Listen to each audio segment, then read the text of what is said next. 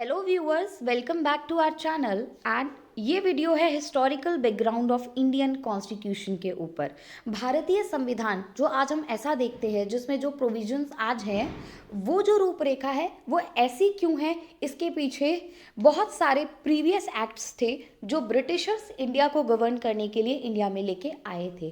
तो ये जो हिस्टोरिकल बैकग्राउंड है ये उन एक्ट्स को कवर करता है। इस टॉपिक की इम्पॉर्टेंस ये है कि उत्तराखंड अपर पीसीएस एग्जाम में इस टॉपिक में से एक क्वेश्चन डेफिनेटली पूछा जाएगा, और अगर आप लकी रहे तो एक से ज़्यादा क्वेश्चंस भी पूछे जा सकते हैं। तो इस टॉपिक को आप छोड़ के बिल्कुल नहीं जा सकते।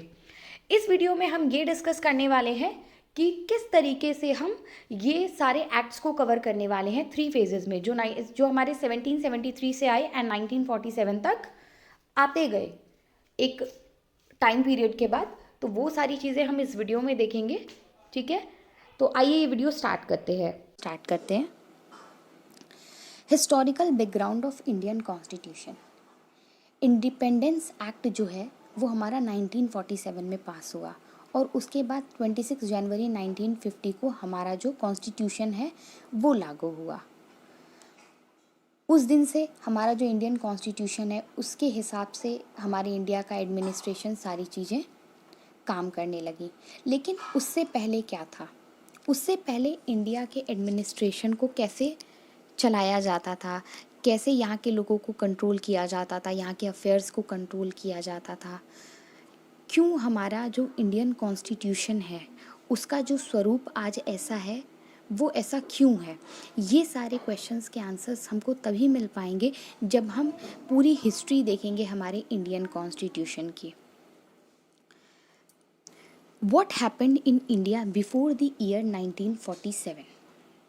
सबसे पहले 1600 एडी में British east India company India I थी। इससे पहले यहाँ एक और ईस्ट इंडिया कंपनी थी जो कि थी फ्रेंच ईस्ट इंडिया कंपनी। और भी काफ़ी कंपनीज़ जैसे पोर्टुगीज़ की, डच की यहाँ पे पहले से ट्रेड कर रही थी। सारे कंपनीज़ की ही तरह ईस्ट इंडिया कंपनी भी जब इंडिया आई थी तो उनका मेन मोटिव जो था वो ट्रेड करना था यहाँ पे। और स्पेशली जो इंडोनेशिया वाला सेक्शन है, जो इंडोनेशिया वाला एरिया है, वो स्पाइसेस के लिए काफ़ी रिच एरिया माना जाता है, और स्पाइसेस की काफ़ी डिमांड भी होती थी यूरोप में। तो इस वजह से ईस्ट इंडिया कंपनी इन सारी चीज़ों को देखते हुए इंडिया आई। बट बाद में इसने अपना जो ट्रेड है वो इंडिया, चाइना और कुछ थोड़ी बहुत कंट्रीज़ के बीच में ही लिमिटेड कर दिया। 1947 से पहले जितने भी एक्ट्स हैं, जो भी सारी चीज़ें हैं, उनको हम मेनली 3 फेजेस में कवर करेंगे। सबसे पहले 1600 से लेके 1773 तक जो ईस्ट इंडिया कंपनी थी वो एज अ कंपनी यहाँ पे काम कर रही थी। यहाँ के अफेयर्स को रेगुलेट करने में या बाकी सारी चीज़ों में उनका कोई हाथ नहीं था। तो इस चीज़ को हम देखेंगे फर्स्ट फेज़ में। देन 1773 में रेगुलेटिंग एक्ट आया, और इस तरीके के चार्टर्स, जितने भी चार्टर एक्ट्स थे वो आते रहे, और 1858 तक कंपनी यहाँ पे रूल करती रही। 1857 में क्या हुआ था?